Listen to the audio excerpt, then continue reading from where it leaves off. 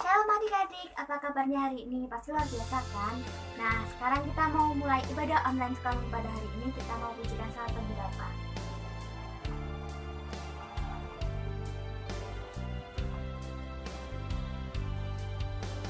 Selamat pagi Bapa, selamat pagi Yesus, selamat pagi Roh Kudus.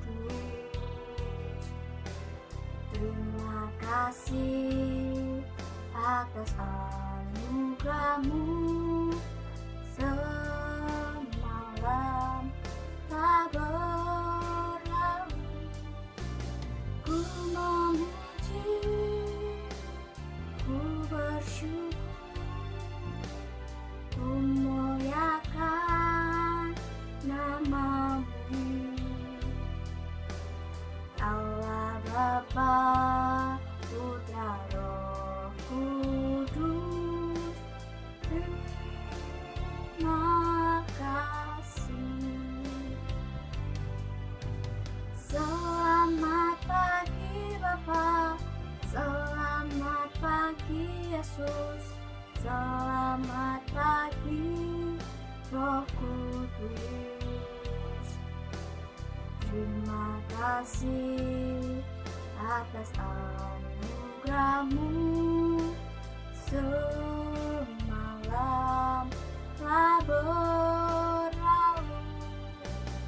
Ku memuji, ku bersyukur, ku muliakan nama-Mu. Allah Bapa, Putra, Roh Kudus, terima kasih. Allah Bapa, Putra, Roh Kudus, terima kasih. Allah Bapa, Putra, Roh Kudus, terima kasih. Yuk sekarang adik-adik kita lipat tangan, kita mau berdoa. Selamat pagi Bapak, selamat pagi Yesus, selamat Roh Kudus. Terima kasih Bapak atas penyertaan-Mu dari malam hingga pagi ini Bapak. Dan sebentar Bapak, kami akan memulai ibadah sekolah minggu online pada pagi hari ini Bapak. Biarlah Bapak Kau sertai kami dari awal hingga pertengahan akhirnya nanti Bapak. Terima kasih Bapak, hanya dalam nama Tuhan Yesus, haleluya, amin.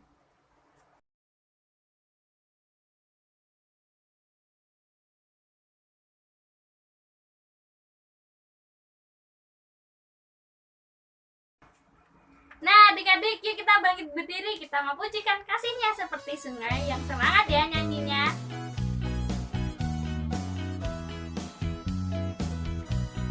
Kasih-Nya seperti sungai, kasih-Nya seperti sungai, kasih-Nya seperti sungai di hatiku, mengalir di waktu hujan, mengalir di waktu panas, kasih-Nya seperti sungai di hatiku.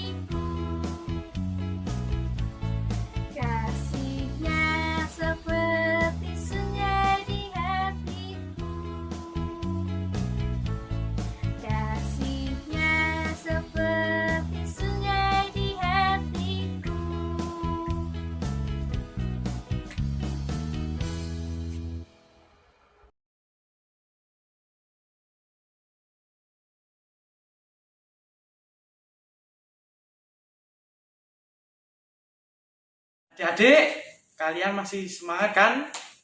Kita akan memuji Tuhan lagi. Kita akan menyanyikan Dari Terbit Matahari.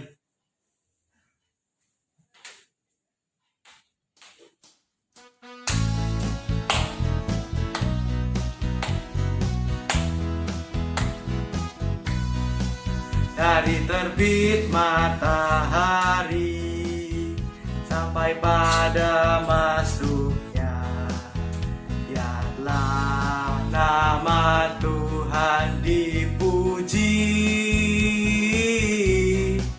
Dari terbit matahari sampai pada masuknya, biarlah nama Tuhan dipuji. Puji Tuhan, puji Tuhan. Dari terbit matahari sampai pada masuknya, biarlah nama Tuhan dipuji.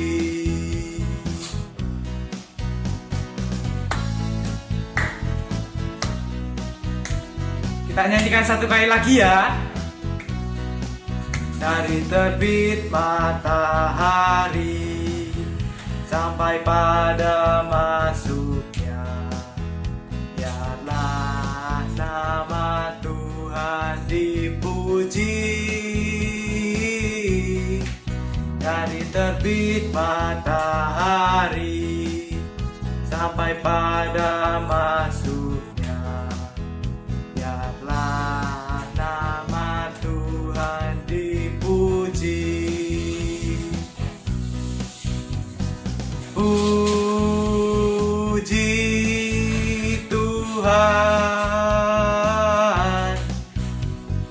puji Tuhan. Dari terbit matahari sampai pada masuknya, biarlah nama Tuhan dipuji. Biarlah nama Tuhan dipuji. Biarlah nama Tuhan dipuji.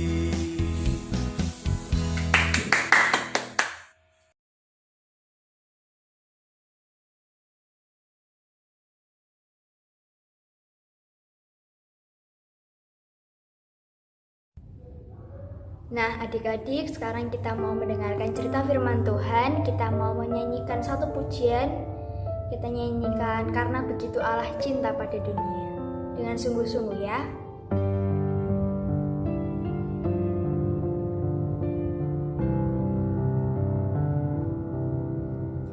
Karena begitu Allah cinta dunia, hingga diberikannya anaknya yang tunggal, supaya yang percaya tidak binasa, melainkan dapat hidup kekal.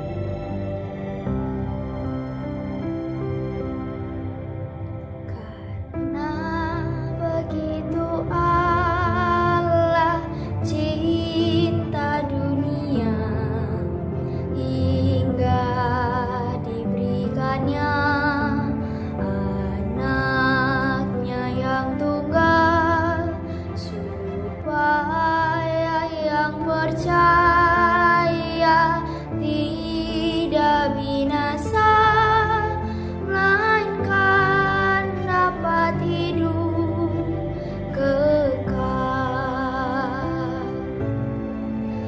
Karena begitu Allah cinta dunia, hingga diberikannya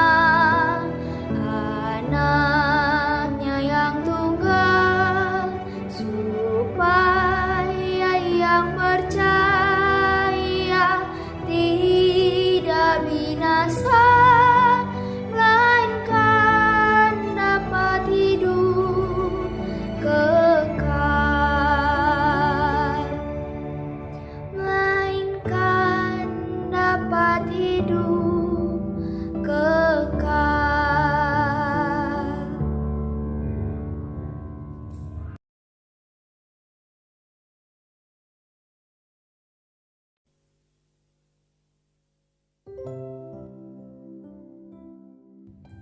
Yuk adik-adik, sebelum kita mendengarkan firman Tuhan, kita mau berdoa bersama-sama ya.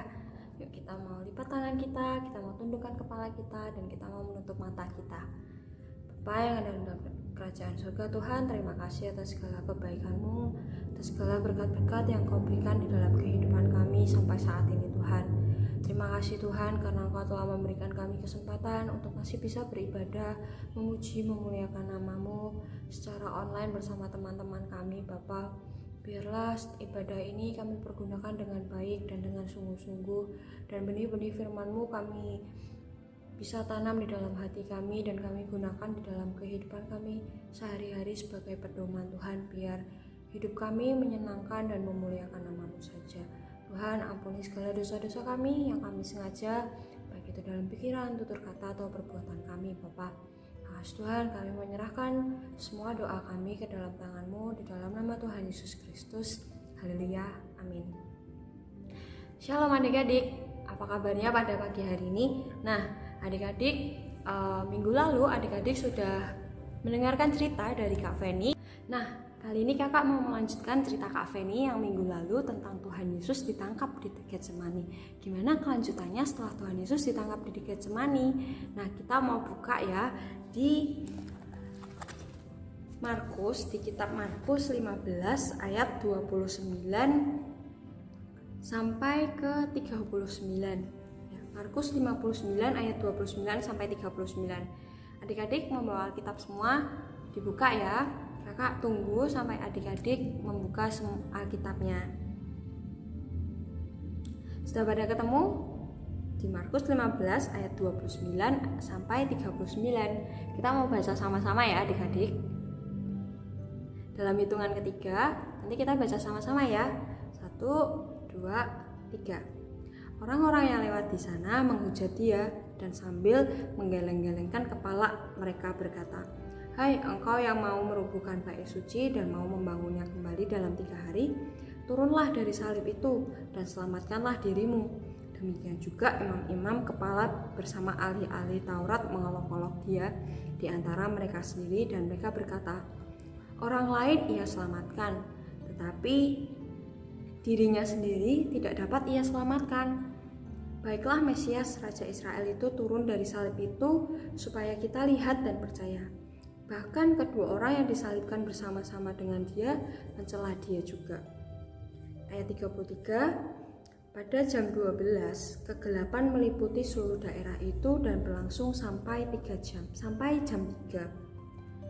Dan pada jam 3 berserulah Yesus dengan suara nyaring, "Eloi, Eloi, lama sabatani," yang artinya, "Allahku, Allahku, mengapa engkau meninggalkan aku?" Mendengar itu, beberapa orang berdiri di situ berkata, "Lihat, ia memanggil Elia." Maka datanglah seorang dengan bunga karang, mencelupkan ke dalam anggur asam, lalu mencucukkannya pada sebatang bulu dan memberi Yesus minum, serta berkata, "Baiklah kita tunggu dan melihat apakah Elia datang untuk menurunkan dia."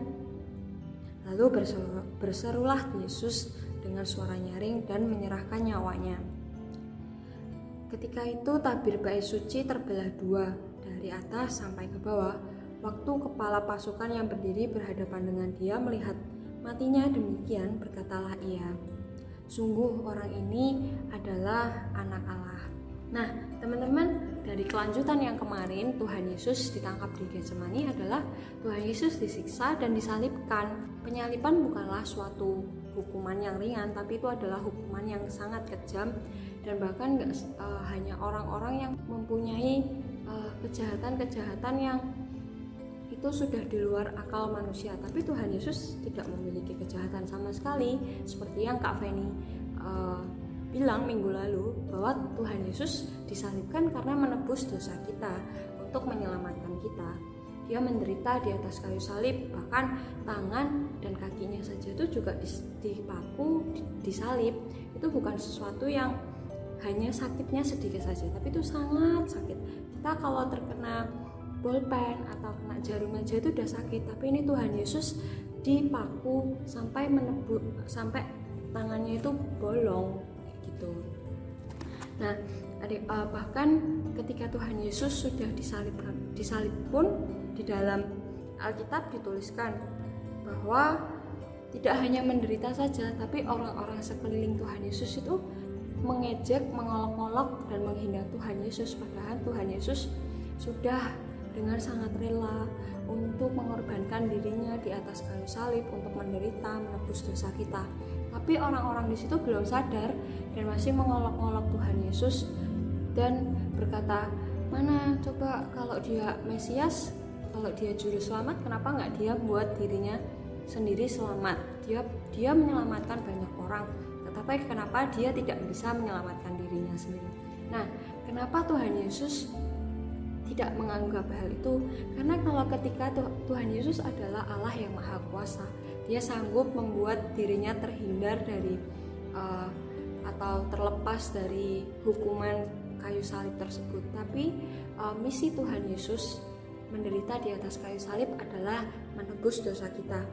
Kalau Tuhan Yesus nggak menderita di atas kayu salib, kita sampai sekarang masih terbebani oleh dosa-dosa yang kita perbuat,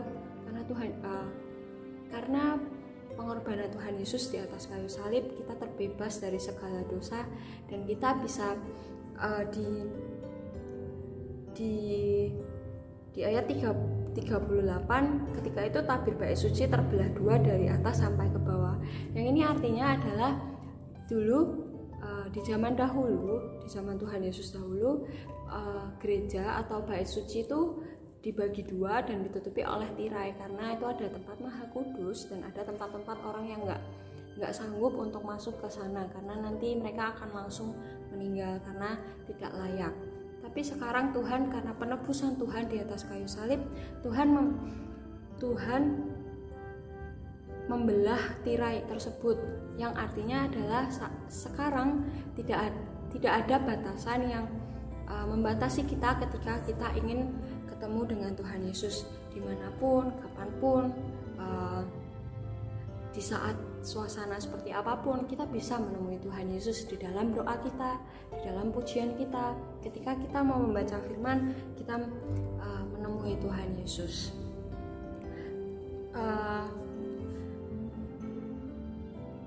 Tuhan Yesus menderita kesakitan yang sangat luar biasa, karena dia mengalami itu karena untuk menebus dosa kita. Maka dari itu kita harus menyadari dan menghargai setiap pengorbanan yang Tuhan berikan. Kita jangan sampai menjadi anak-anak atau menjadi teman-teman yang tidak baik bagi sesama kita atau bagi orang tua kita atau adik-adik kita atau kakak kita. Kita mau seperti Tuhan Yesus yang meskipun diolok-olok, meskipun dijelekan, kita mau tetap mengasihi, kita mau memaafkan mereka, dan kita mau belajar dari Tuhan Yesus bahwa Tuhan Yesus mampu buat menyelamatkan hidup kita, mampu untuk menanggung semua beban penderitaan yang harusnya kita tanggung, tapi Tuhan Yesus yang tanggung. Maka dari itu kita harus membalas setiap pengorbanan yang Tuhan berikan sama kita dengan berbuat baik, dengan selalu menuruti kehendak Tuhan. Tuhan bilang kalau kita harusnya jujur, kita harus rendah hati, kita harus baik sama semua orang, kita nggak boleh sombong, kita harus rajin menabung, kita harus menolong sesama dan orang tua kita. Maka kita mau melakukan itu, sehingga dengan begitu kita bisa mempermuliakan dan menyenangkan nama Tuhan. Dan juga dengan berbuat sesuai kehendak Tuhan, kita menghargai pengorbanan Tuhan yang berada di kayu salib. Seperti itu. Nah, adik-adik, kakak sudah selesai menceritakan sharing pada pagi hari ini. Kita mau berdoa bersama-sama ya. Yuk, kita mau tutup mata dan tundukkan kepala, lipat tangan ya. Bapa yang ada dalam kerajaan surga, Tuhan, terima kasih atas firman-Mu pada pagi hari ini Tuhan. Biarlah kami mau menghargai setiap pengorbanan yang Kau berikan di dalam kehidupan kami Tuhan. Kami menyerahkan seluruh hidup kami ke dalam tangan-Mu. Biarlah apa yang Kau perbuat di dalam kehidupan kami yakin dan percaya semua itu adalah kebaikan-Mu Bapa. Kebaikan untuk Engkau dan dipergunakan untuk memuliakan dan menyenangkan nama-Mu saja Tuhan. Biarlah kami bisa selalu hidup di dalam kehendak-Mu, selalu hidup menyenangkan Engkau Tuhan. Ampuni segala dosa-dosa kami yang kami sengaja, baik itu dalam pikiran, tutur kata, dan perbuatan kami Bapa. Kami menyerahkan doa kami ke dalam tangan-Mu, di dalam nama Tuhan Yesus Kristus. Haleluya, amin. Tuhan Yesus berkati adik-adik.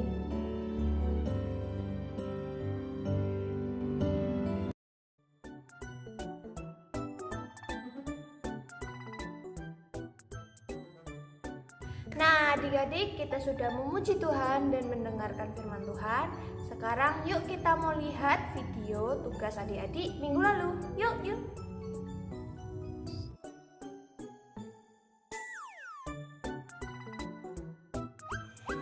Halo teman-teman, hari ini Fasma menghafal ayat Yohanes 14 ayat 6.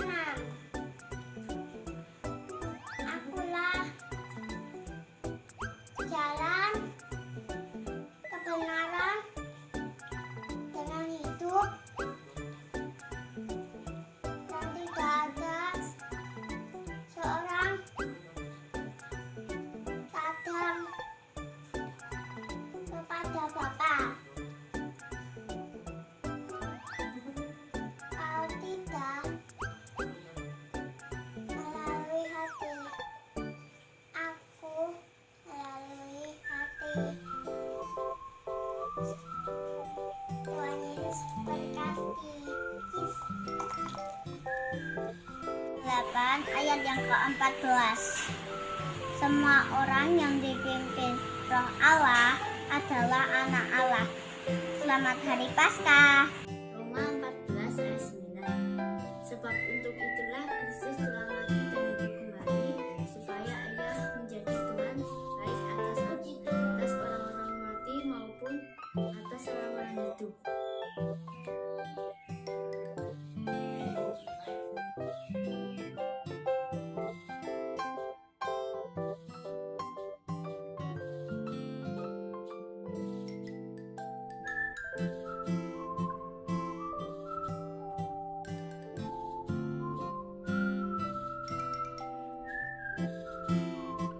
Tetapi aku berkat kasih setiamu yang besar masuk ke dalam rumahmu untuk menyembah Allahmu.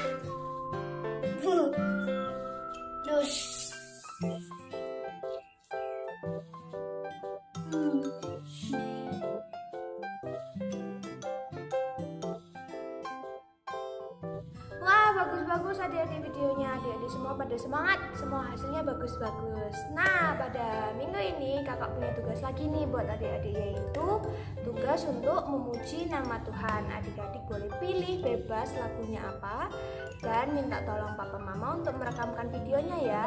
Dan jangan lupa videonya dikirimkan di nomor yang ada di bawah ini. Dan maksimal pengumpulan tugas video pada hari Kamis. Jangan lupa ya adik-adik. Pengumuman untuk minggu depan kita masih tetap ibadah online sekolah minggu jam 9 pagi. Jadi adik-adik tetap sehat, tetap semangat. Tuhan Yesus memberkati.